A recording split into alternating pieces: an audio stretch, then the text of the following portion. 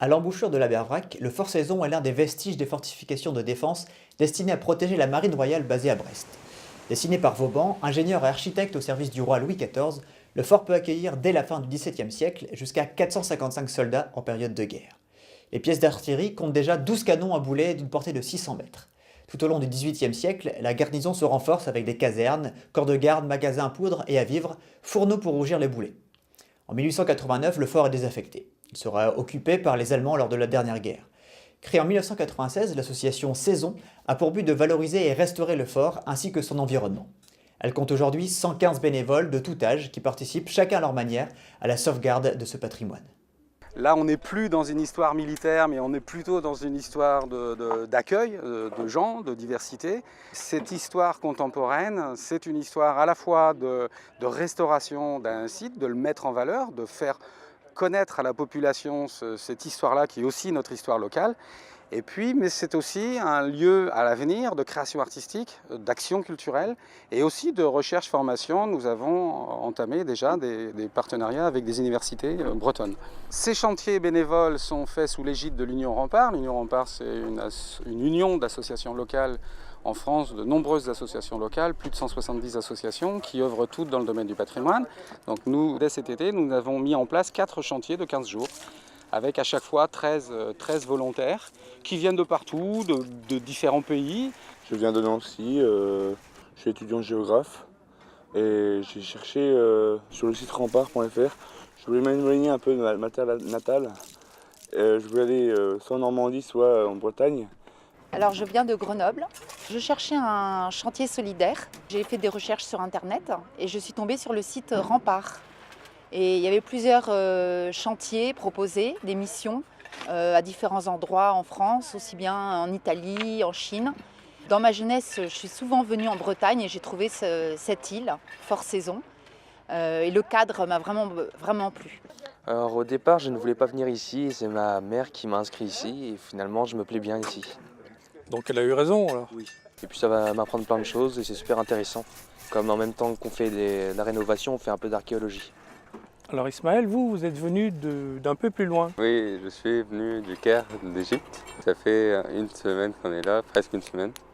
Mais comment vous avez su alors? C'est mes parents qui m'ont fait une surprise parce que je viens de finir ma terminale. Donc c'était pour les efforts que j'avais fait pour la fin de l'année. Offrir un séjour en voilà, France. Offrir un séjour.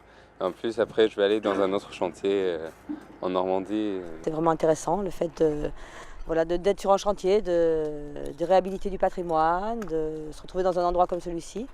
On s'est dit que c'était intéressant, aussi bien du point de vue de la connaissance, de la formation, que de l'expérience personnelle. Ici, l'objectif, c'est d'essayer de stopper l'érosion du bâtiment, l'attaque de la végétation.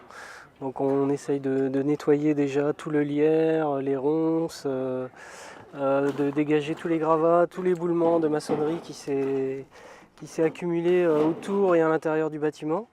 Donc c'est à la fois du travail, toutes les matinées nous travaillons sur le site, et l'après-midi c'est au choix, chacun définit son emploi du temps, soit c'est des activités de loisirs, mais ceux qui veulent aussi continuer de travailler peuvent continuer à le faire. On fait des découvertes superbes et le cadre est magnifique. Très très bonne ambiance, il y a beaucoup de jeunes, 18-20 ans, moi j'ai 48 ans. Et mon ami aussi. Et finalement, ça colle bien.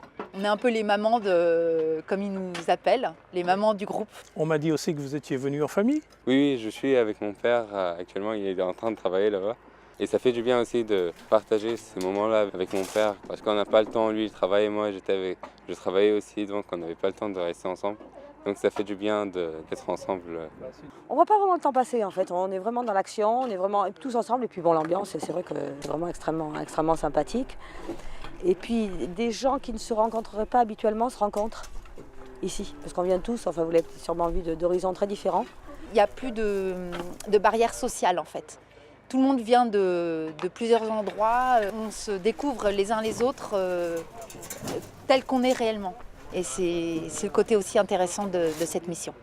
Nous en avons pris pour un certain nombre d'années. L'association déjà gère ce lieu pendant au moins 20 ans et pendant 12 ans encore derrière ces 20 premières années. nous garantissons une ouverture au public. Donc pendant 32 ans, la vie de ce fort va être partagée avec la population, avec d'autres associations, avec des artistes, avec des gens de passage. Voilà. Et les chantiers en eux-mêmes, ils sont partis pour très longtemps. Vous savez, c'est une histoire qui n'en finit pas.